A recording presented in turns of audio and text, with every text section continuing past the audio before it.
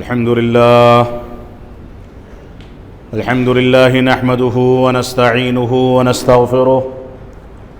ونعوذ بالله من شرور أنفسنا ومن سيئات أعمالنا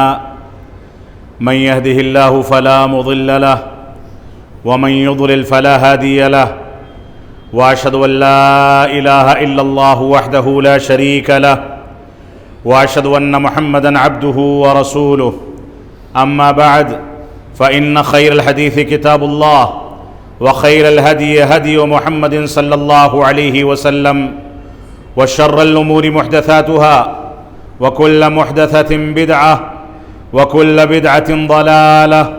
وكل ضلالة في النار فأعوذ بالله السميع العليم من الشيطان الرجيم بسم الله الرحمن الرحيم إن تنصروا الله ينصركم ويثبت أقدامكم۔ محترم سامعین کرام، بزرگان دین، نوجوانان ملت اسلامیہ اور خواتین اسلام، اللہ رب العالمین نے تمام حالات، تمام احوال اور تمام جگہوں اور تمام امور میں ہماری نصرت و مدد کا وعدہ فرمایا ہے۔ اللہ رب العالمین نے یہ وعدہ فرمایا ہے کہ مسلمان اگر حقیقت میں مسلمانوں کی جانب، اسلام کی جانب زندگی گزارتا ہے، اسلام کے مطابق زندگی گزارتا ہے، اگر مسلمان حقیقت میں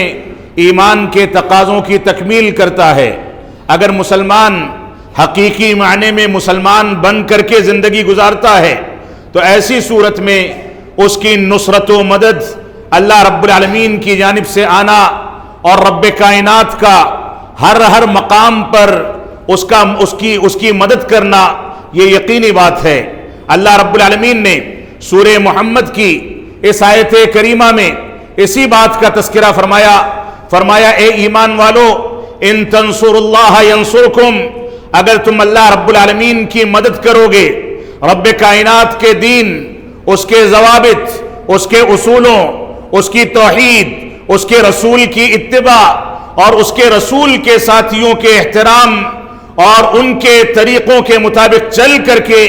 اگر تم اللہ رب العالمین کی مدد کرو گے، ینصرکم، تو اللہ رب العالمین تمہاری مدد فرمائے گا،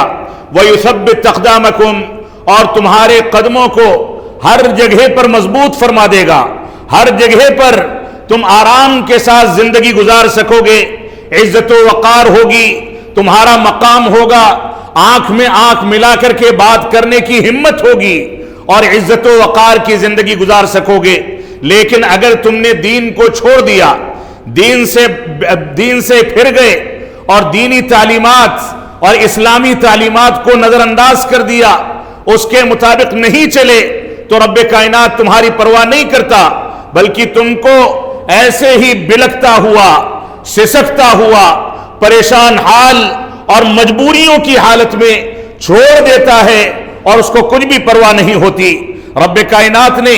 اس چیز کا تذکرہ قرآن مجید کے بے شمار مقامات پر فرمایا، اور رسول اکرم صلی اللہ علیہ وسلم نے بھی اس بات کو اپنی احادیث مبارکہ، احادیث صحیحہ کے اندر واضح کیا۔ یہی اسباب ہیں کہ جب رسول اکرم صلی اللہ علیہ وسلم کہیں کوئی مصیبت، کوئی پریشانی، کسی انداز کی کمزوری، کسی انداز کی لاچاری دیکھتے تھے تو رب کائنات کی جانب رجوع کرتے تھے، مسجدوں کی جانب دوڑتے تھے، روتے اور گڑ گڑاتے تھے، رکوع اور سجدہ کرتے تھے، توبہ و استغفار کرتے تھے، اللہ رب العالمین کے آگے آنسو بہاتے تھے۔ یہی مسائل کا کل حل ہوا کرتا تھا۔ اللہ کے نبی صلی اللہ علیہ وسلم کی یہ کیفیت تھی کہ آپ کے اگلے پچھلے سارے گناہ معاف کر دیے گئے، اس کے باوجود آپ ایک مجلس میں 100 بار یا اس سے زیادہ مرتبہ استغفار پڑھتے تھے، ہر مجلس میں اللہ رب العالمین کو یاد کرتے تھے، صحابہ کرام کو تلقین فرماتے تھے۔ آپ کے رکوع اور سجدے اتنے طویل ہوتے تھے کہ آپ کے مبارک پیروں میں، مبارک ہاتھوں میں ورم آ جایا کرتا تھا،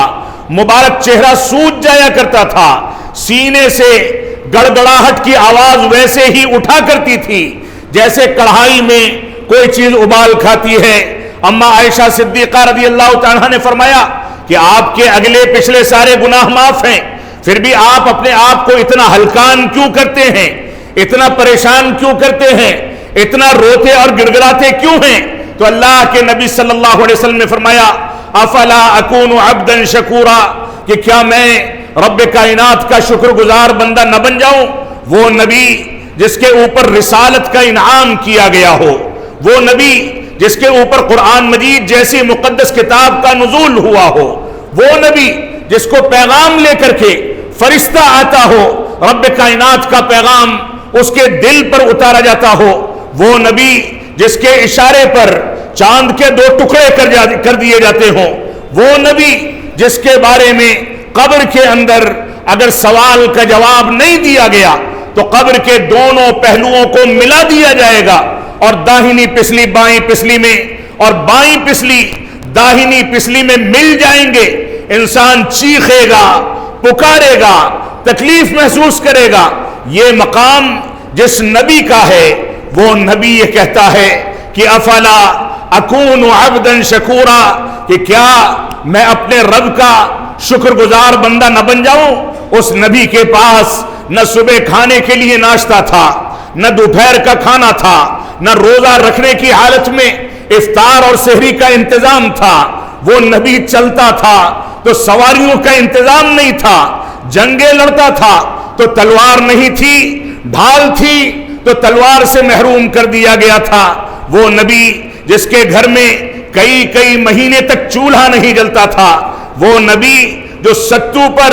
اور پانی پر اور کھجور پر گزارا کرتا تھا، اس نبی کا یہ عالم ہے کہ فرماتا ہے افلا اکون عبدا شکورا، کہ کیا میں رب کائنات کا شکر گزار بندہ نہ بن جاؤں؟ آج کے دور میں آپ کو کون سی ایسی نعمتیں ہیں جن نعمتوں سے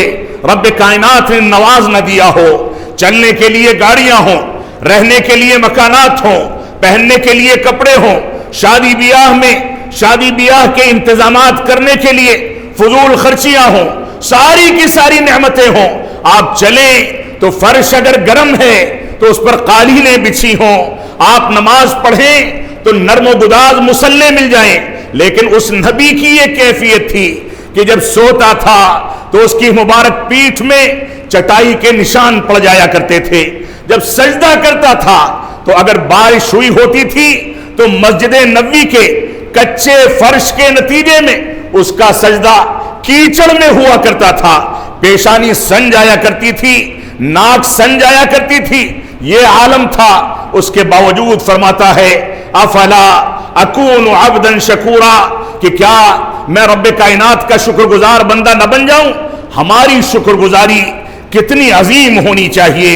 ہم رب کائنات کے آگے کتنا روئیں، کتنا گڑگڑائیں، کتنی شکر گزاری ادا کریں، جواب دہی کا کتنا تصور پیدا کریں، اپنی نعمتوں کو سامنے رکھیں، نعمتوں کے نتیجے میں رب کائنات کی شکر گزاری کا پیمانہ متعین کیا جائے۔ تو رسول اکرم صلی اللہ علیہ وسلم کو بڑی بڑی نعمتوں سے نوازا گیا، لیکن دنیاوی لحاظ سے آپ نے فقر و فاقے کی زندگی گزاری، اور اس کے باوجود شکر گزاری کا یہ عالم ہے، اور ہم دنیاوی لحاظ سے بڑی بڑی نعمتوں سے نوازے گئے ہیں، لیکن دینی لحاظ سے ہمارا مقام، ہماری حیثیت ایک کوڑے کرکٹ سے زیادہ کچھ نہیں۔ ہماری ذمہ داری ہے کہ ہم رب کائنات کی جانب رجوع کریں۔ گزشتہ خطبہ جمعہ میں ملک کے اندر چلنے والے حالات اور الیکشن کے تناظر میں پیدا ہونے والے احوال کے نتیجے میں جو ہمارے حالات ہیں، جو ہماری کیفیت ہے، اس کے تصورات پر آپ کے سامنے ایک خطبہ پیش کیا گیا تھا، اور اس بات کی اپیل کی گئی تھی کہ یہ پارٹیاں جھوٹ بولنے والے، دھوکہ دینے والے، کرپشن کرنے والے، غبن کرنے والے، ہم کو دھوکہ دینے والے، قتل و غارت گری کرنے والے، ظلم و جور سے کام لینے والے، یہ آتے رہیں گے، جاتے رہیں گے، لیکن ہم نے اپنا ڈھانچہ اگر پاکیزہ بنا لیا، ہم نے اپنی شخصیت کو اگر اس کے ظاہر و باطن کو رب کائنات کے حوالے کر دیا، تو یہ ساری کی ساری مشکلات، یہ سارے کے سارے احوال اس کے آگے ہیچ ہیں، ان کی کوئی حیثیت نہیں۔ تو رب کائنات نے فرمایا چاہے الیکشن کے معاملات ہوں، دنیاوی معاملات ہوں، کاروبار ہو، روزگار ہو، آپ کی نوکریاں ہوں، آپ کی مساجد کے مسائل ہوں، آپ کی شادی بیاہ کے مسائل ہوں، آپ کی شہریت کا مسئلہ ہو، آپ کے ملک کا مسئلہ ہو، آپ کے وطن کا مسئلہ ہو،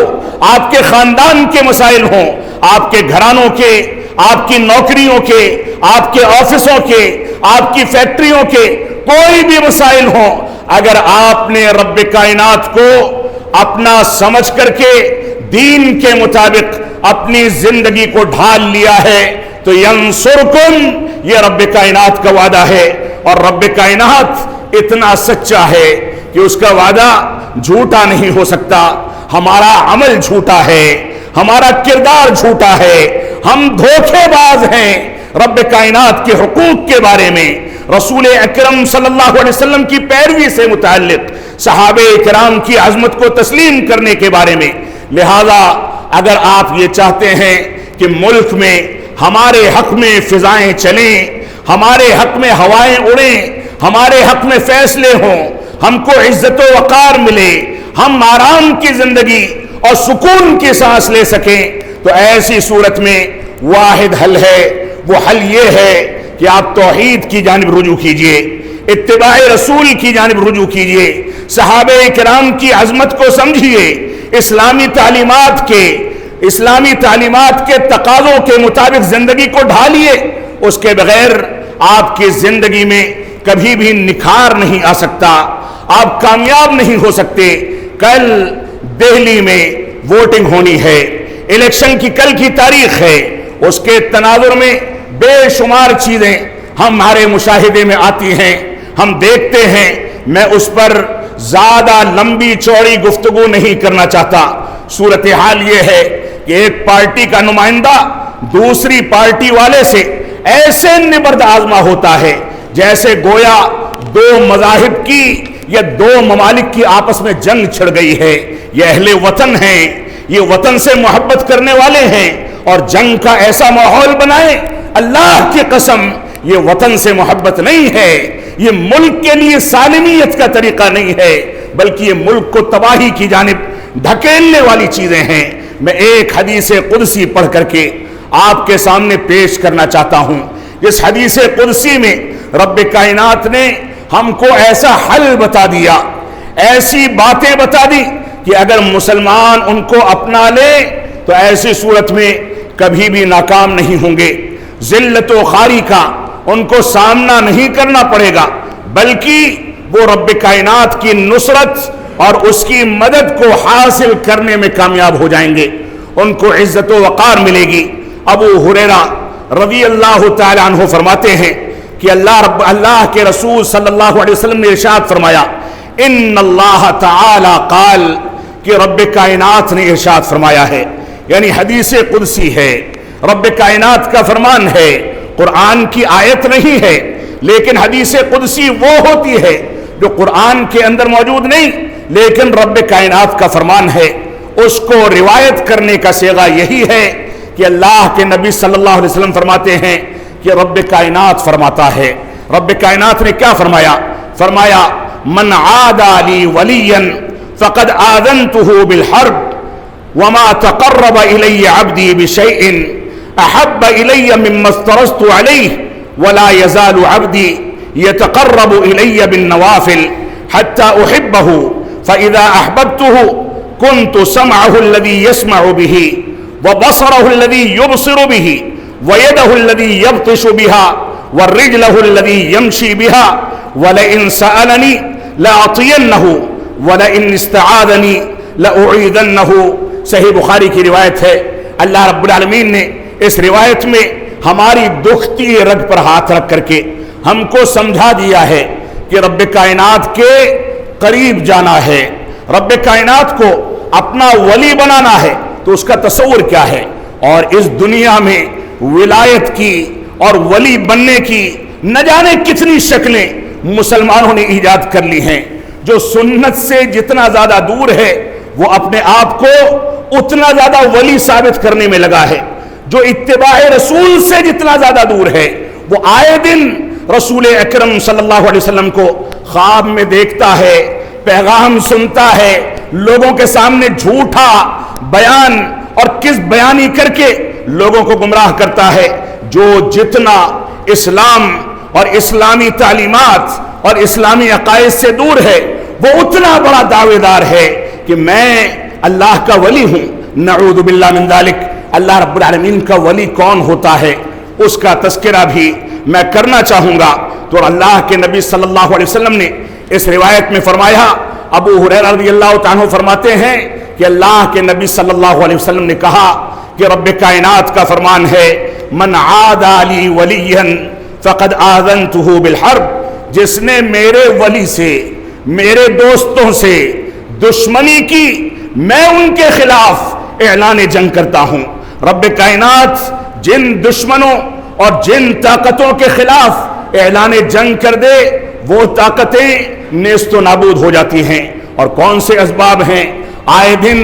اللہ کے رسول صلی اللہ علیہ وسلم کو خواب میں دیکھنے والے، ولایت کا اور ولی ہونے کا دعویٰ کرنے والے آئے دن ہر مسجد میں موجود ہیں، لیکن آئے دن مصائب بڑھتے چلے جا رہے ہیں، رب کائنات سے دوریاں بڑھتی چلی جا رہی ہیں، سنتیں مٹتی چلی جا رہی ہیں، بدعتیں پروان چڑھتی چلی جا رہی ہیں، قرآن و سنت سے دوری کا معاملہ مسلمان اختیار کرتا چلا جا رہا ہے۔ تو رب کائنات نے فرمایا، جو میرے ولی اور دوست سے دشمنی کرے گا، میں اس کے خلاف اعلان جنگ کرتا ہوں۔ وما تقرب الی عبدی بشیء، آگے فرمایا رب کائنات نے، میرا بندہ مجھ سے قربت کے لیے جب کوئی چیز اپناتا ہے اور وہ چیز ایسی ہوتی ہے جس کو میں پسند کرتا ہوں، مما افترضت علیہ، جن چیزوں کو میں نے اس کے اوپر واجب کیا ہے، فرض کیا ہے، 5 وقتہ نمازیں ہیں، زکوٰۃ ہے، استطاعت کی صورت میں حج بیت اللہ ہے، ارکان اسلام کے دوسرے ارکان ہیں، دوسرے واجبات اور فرائض ہیں۔ رب کائنات فرماتا ہے، میں نے جن چیزوں کو اپنے بندے پر فرض اور واجب کیا ہے، ان کے ذریعے بندہ مجھ سے قربت اختیار کرتا ہے، تو ایسی صورت میں وہ مجھ سے قریب آ جاتا ہے۔ وَلَا يَزَالُ عَبْدِي يَتَقَرَّبُ إِلَيَّ بِالنَّوَافِلِ، اور میرا بندہ مجھ سے قربت اختیار کرتا ہے فرائض کی ادائیگی، واجبات کی ادائیگی کے ساتھ ساتھ نوافل کا اہتمام کر کے، نوافل کا بھی اہتمام کرتا ہے، کیونکہ یہ نوافل فرائض کے اندر واقع ہونے والی کمیوں کو پورا کر دیتی ہیں، یہ نوافل فرائض کے اندر آنے والے نقص کی تکمیل کر دیتی ہیں، فرائض کا تکملہ ہیں۔ ان نوافل کے ذریعے انسان رب کائنات سے مزید قریب ہو جاتا ہے۔ رب کائنات کو جہاں فرض اور واجب نمازیں پسند ہیں، وہیں نوافل بھی پسند ہیں، لیکن فرائض کا مقام نوافل کو نہیں مل سکتا۔ رمضان کے فرض روزوں کا مقام نفلی روزوں کو نہیں دیا جا سکتا، رات کے قیام اللیل اور تہجد کا مقام فرض نمازوں اور 5 وقتہ نمازوں کے برابر نہیں ہو سکتا۔ لہذا ہماری یہ ذمہ داری ہے کہ ہم رب کائنات سے فرائض کے ذریعے پہلے قربت اختیار کریں اور فرائض کے ساتھ نوافل کا اہتمام کر کے رب کائنات سے مزید قریب ہو جائیں۔ رب کائنات نے اس کا نتیجہ بھی بتایا، آگے فرمایا کہ میرا بندہ مجھ سے نوافل کے ذریعے قربت اختیار کرتا ہے، حتی احبہ، یہاں تک کہ میں اس سے محبت کرنے لگتا ہوں۔ اور آگے کیا فرماتا ہے؟ فرماتا ہے فَإِذَا أَحْبَبْتُهُ، جب میں اس سے محبت کرنے لگتا ہوں، اس کو پسند کرنے لگتا ہوں، اس کو اپنا ولی تسلیم کر لیتا ہوں، كُنْتُ سَمْعَهُ الَّذِي يَسْمَعُ بِهِ، تو میں اس کا کان بن جاتا ہوں جس سے وہ سنتا ہے، اس کی آنکھ بن جاتا ہوں جس سے وہ دیکھتا ہے، اس کا ہاتھ بن جاتا ہوں جس سے وہ پکڑتا ہے، اس کا پیر بن جاتا ہوں جس سے وہ چلتا ہے۔ رب کائنات نے آگے فرمایا اگر وہ مجھ سے سوال کرتا ہے تو میں اس کا جواب دیتا ہوں، اس کے سوال کو اور اس کی دعا کو قبول کرتا ہوں، اور اگر وہ مجھ سے کسی مصیبت سے، شیطان سے، دنیاوی گمراہیوں سے، فتنوں سے پناہ مانگتا ہے، میری پناہ میں آتا ہے، تو تو میں اس کو اپنی پناہ میں لے کر کے دنیاوی آلائشوں سے، ظلم و جور سے، فتنوں سے، بدعقیدگی سے، دین سے دوری تک لے جانے والے راستوں سے، شیطان رجیم سے پناہ دے کر کے اپنی پناہ میں لے لیتا ہوں، اور وہ ہمیشہ کے لیے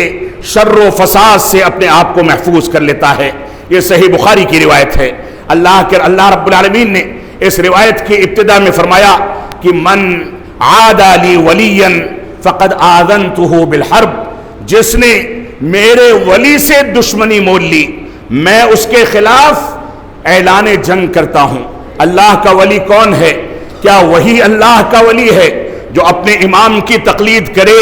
اور رسول کی اتباع سے کنارہ کشی اختیار کر لے؟ کیا وہی اللہ کا ولی ہے جو دنوں رات اپنے اولیاء اور اپنے ائمہ کا گن گائے اور رب کائنات کی تعریف بھی اتنی نہ کرے؟ کیا وہی اللہ کا ولی ہے جو دین کی مخالفت کرے؟ ہرگز نہیں۔ اللہ کا ولی وہ ہے المؤمن التقی، جو اللہ کا تقوی اپنے دلوں میں رکھتا ہے، متقی اور پرہیزگار ہے، اور تقوی کے ہوتے ہوئے اللہ رب العالمین اور رسول اکرم صلی اللہ علیہ وسلم کے اقوال کے علاوہ کسی جانب انسان کا میلان ہو جائے یہ ممکن نہیں ہے۔ ایسا شخص اللہ کا ولی ہوتا ہے جو اللہ کو پہچانتا ہے، اللہ کے حقوق کو پہچانتا ہے، توحید کے تقاضوں کی تکمیل کرتا ہے، توحید کے مطابق اپنی زندگی کو ڈھالتا ہے۔ جو توحید میں خلل پیدا کر دے، جو رب کائنات کے حقوق اور اس پر ایمان لانے کے مفہوم کو نہ سمجھے، جو ایمان کی تعریف میں تعویل کرتا پھرے، غلط انداز کی توجیحات کرے، وہ اللہ کا ولی نہیں ہو سکتا۔ اللہ کو پہچاننے والا وہی شخص ہے جو صحابہ کرام کے طرز پر ایمان کی تعریف کرتا ہے، صحابہ کرام کے طریقے پر اسلام کو سمجھتا ہے۔ اللہ کا ولی یا اللہ کو پہچاننے والا وہی شخص ہو سکتا ہے جو قرآن مجید کی تفسیر، سنت رسول کی تفسیر اور اقوال صحابہ کے ذریعے سے سمجھتا ہے۔ اللہ کو پہچاننے والا وہی شخص ہوگا جو صحابہ کرام کے مقام کو سمجھے گا، جو صحابہ کرام کی توہین کر دے، تنقیص کر دے، ان پر انگلیاں اٹھائے، ان کی غلطیوں کو قرید کر کے نکالے، ان کو بدنام کرے، قرآن مجید میں تعویل کرے، حدیث رسول کا انکار کرے، ضعیف روایات کو اپنائے اور صحیح روایات کو کنارے کر دے، اپنے امام کے قول کو ترجیح دے اور سنت رسول کو مرجوح کر دے۔ ایسا شخص کبھی رب کائنات کو پہچاننے والا اور اللہ کا ولی نہیں ہو سکتا۔ تو اللہ رب العالمین کا ولی وہ ہے جو مومن ہو، متقی اور پرہیزگار ہو، رب کائنات کو پہچاننے والا ہو، اللہ رب العالمین کی اطاعت پر پابندی کرنے والا ہو۔ کبھی نمازیں چھوٹ جائیں، کبھی پڑھ لے، کبھی زکوٰۃ دے دے، کبھی چھوڑ دے، کبھی حج بیت اللہ کا صحیح انداز سے انجام دے اور کبھی نظر انداز کر دے، کبھی دوسرے فرائض کو انجام دے، کبھی روزہ رکھے کبھی نہ رکھے، ایسا شخص اللہ کا ولی نہیں ہو سکتا، بلکہ اللہ کی اطاعت پر پابندی کرنے والا، مواظبت کرنے والا وہی شخص رب کائنات کا ولی ہوگا۔ المخلص فی عبادتہ، جو اپنی عبادت میں مخلص ہوگا، اخلاص کے ساتھ جب جھکے گا تو رب کائنات کی رضامندی کے لیے، کسی کو دکھانے اور ریاکاری کے لیے نہیں، شہرت حاصل کرنے کے لیے نہیں، بلکہ وہ اللہ کی عبادت میں اخلاص کو اختیار کرتا ہے۔ یہ بھی اللہ کا ولی ہونے کی ایک بنیادی شرط ہے۔ ایسے ہی اللہ کا ولی وہ شخص ہے جو اپنے نفس کی جانب ذرہ برابر مائل نہ ہو، بلکہ مائل ہو تو قرآن و سنت کی جانب، مائل ہو تو حق کی جانب، مائل ہو تو اس کا دل ہمیشہ اسی چیز کے لیے آمادہ ہو جو چیز قرآن و سنت یا صحابہ کرام کے فہم میں اس سے مطلوب ہیں اور اس کا مطالبہ کیا گیا ہے۔ اپنے نفس کی جانب کوئی مائل ہو جاتا ہے تو اللہ کا ولی نہیں ہو سکتا، وہ ہمیشہ حق کی جانب مائل ہوتا ہے۔ رب کائنات نے واضح کر دیا قرآن مجید کے اندر، من یطع الرسول فقد اطاع اللہ، جس نے رسول کی اطاعت کی گویا اس نے اللہ کی اطاعت کی۔ گویا رسول اکرم صلی اللہ علیہ وسلم کے طریقے کے خلاف چلنے والا، آپ کے طریقے کی توجیہ و تعویل کرنے والا، اپنے امام کے اقوال کو ترجیح دے کر کے ان چیزوں کو نظر انداز کرنے والا کبھی بھی اطاعت رسول کا حق ادا نہیں کر سکتا، اور جس نے اطاعت رسول کا حق نہیں ادا کیا گویا اس نے اللہ رب العالمین کی اطاعت نہیں کی، اور جس نے رب کائنات کی اطاعت نہیں کی وہ اس فضیلت سے خارج ہے، وہ اللہ کا ولی نہیں، اللہ کا دوست نہیں، بلکہ وہ شیطان کا ولی ہے، شیطان کا دوست ہے۔ لہذا ہماری یہ ذمہ داری ہے کہ ہم اپنے مسائل کو حل کرنے کے لیے رب کائنات کی ولایت کو تلاش کریں، اللہ رب العالمین کے حقوق کو ادا کریں، تقوی اور پرہیزگاری کو اختیار کریں، یہ ہماری ذمہ داری ہے۔ آج کے دور میں نہ جانے کتنے لوگ ہیں جو ولی ہونے کا جھوٹا دعویٰ کر کے شاندار قسم کی داڑھی، شاندار قسم کے کپڑے، شاندار قسم کے عمامہ اور شاندار قسم کی رعنائی چہرے پر بکھیر کر کے اس بات کا دعویٰ کرتے ہیں کہ رات میں یہ دیکھ لیا، شریعت اس کی بنیاد پر چلے گی۔ معاف فرمائیں گے، یہ شریعت کا حصہ نہیں ہے۔ ہماری ذمہ داری ہے کہ ہم قرآن و سنت اور صحابہ کرام کے طریقے پر شریعت کو سمجھ کر کے آگے بڑھیں۔ آگے فرمایا اس روایت میں رب کائنات نے مفترست علیہ، میں اپنے بندے پر جن چیزوں کو واجب کرتا ہوں ان کے ذریعے اس سے محبت کرتا ہوں۔ کون سی چیزیں واجب ہیں؟ انسان کے اوپر کلمہ شہادت واجب ہے، بلکہ اسلام کا رکن ہے۔ انسان کے اوپر 5 وقتہ نمازوں کی پابندی واجب ہے، روزے رکھنا، حج بیت اللہ کرنا، زکوٰۃ دینا، ان چیزوں اور دوسرے فرائض اور واجبات کی ادائیگی کرنا، اس کے بغیر انسان رب کائنات کی محبت کو اختیار نہیں کر سکتا۔ آگے فرمایا رب کائنات نے وَلَا يَزَالُ عَبْدِي يَتَقَرَّبُ إِلَيَّ بِالنَّوَافِلِ، میرا بندہ فرائض کی ادائیگی کرتا ہے، واجبات کو ادا کرتا ہے، واجبات اور فرائض میں طریقے رسول کے مطابق نمازوں کو انجام دیتا ہے، اور طریقے رسول کے مطابق فرائض اور واجبات کی ادائیگی کرتا ہے، یہ کرتا رہتا ہے۔ اور اس کے بعد فرمایا وَلَا يَزَالُ عَبْدِي، اس کے ساتھ ساتھ میرا بندہ اگر میرے لیے نوافل کی بھی ادائیگی کرتا ہے تاکہ فرائض میں آنے والی کمیاں اور نقص پورا ہو جائے اور اس کی ذمہ داری ادا ہوتی رہے، وہ نوافل کی بھی ادائیگی کرتا ہے۔ دن و رات میں نوافل کا اہتمام کرنا، صدقات و خیرات کرنا، قیام اللیل اور تہجد کا اہتمام کرنا، تلاوت کلام پاک کا اہتمام کرنا، ان چیزوں کا اہتمام اگر میرا بندہ کرتا ہے تو رب کائنات نے فرمایا میں اس سے محبت کرنے لگتا ہوں، محبت کرنے لگتا ہوں۔ اور جب محبت کرتا ہوں تو اتنا عظیم نتیجہ بتا دیا گیا، فرمایا اس کا کان بن جاتا ہوں جس سے وہ سنتا ہے۔ اب اگر رب کائنات اس کا کان بن گیا تو وہ ناجائز چیزوں کو نہیں سنے گا،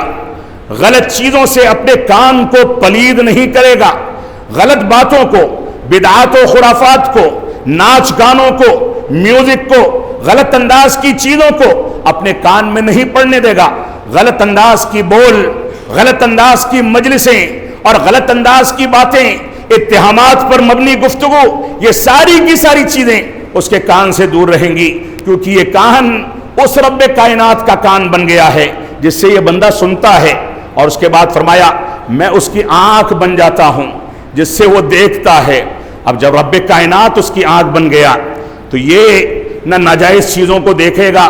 نہ بے حیائی کی چیزوں کو دیکھے گا، نہ غلط کاریاں کرے گا، نہ ان نگاہوں کا استعمال غلط چیزوں میں کرے گا، نہ ان سے ناجائز چیزوں کو دیکھے گا، تو رب کائنات اس کی آنکھ بن جاتا ہے جس سے وہ دیکھتا ہے۔ اور اس کے بعد فرمایا میں اس کا ہاتھ بن جاتا ہوں جس سے وہ پکڑتا ہے،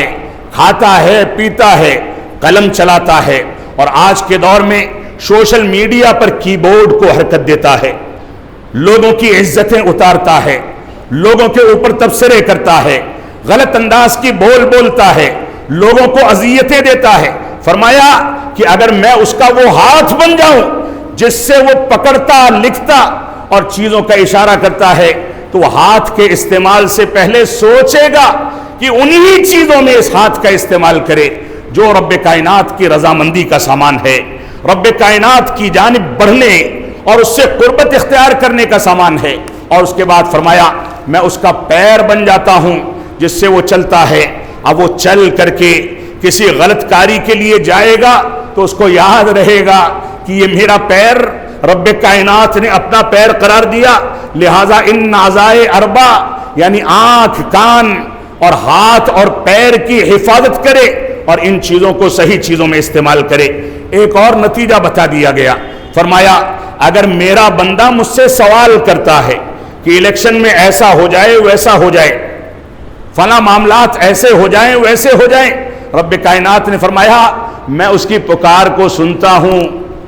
اس کی مراد کو پورا کرتا ہوں۔ اور اگر وہ مجھ سے پناہ مانگتا ہے کہ فلاں پارٹیاں مسلمانوں کے لیے نقصان دہ ہیں، اذیتیں پہنچاتی ہیں، تو رب کائنات سے اگر پناہ مانگتا ہے تو اپنی پناہ میں لے کر کے ان کو کنارے کر دیتا ہے۔ رب کائنات نے واضح کر دیا۔ اللہ رب العالمین ہم کو قرآن و سنت کی جانب رجوع کرنے کی توفیق عطا فرمائے، اپنے ووٹ کی طاقت کو صحیح انداز سے پوری امانت داری کے ساتھ ادا کرنے اور ووٹ ڈال کر کے ایسے لوگوں کا انتخاب کرنے کی توفیق عطا فرمائے جو دو بروں میں سے کم برے ہوں، اچھا تو کوئی ملنے والا نہیں۔ رب کائنات ہم کو توفیق عطا فرمائے کہ ہم قرآن و سنت کی جانب رجوع کریں، قرآن و سنت کی پیروی کریں۔ ہم جب تک جئیں تب تک اسلام پر جئیں، جب ہمارا خاتمہ ہو تو ایمان پر ہو۔ بارک اللہ لنا ولکم فی القرآن المجید ونفعنی وإیاکم بالآیات والذکر الحمید انہ تعالی جواد کریم ملک بر الرؤوف الرحیم۔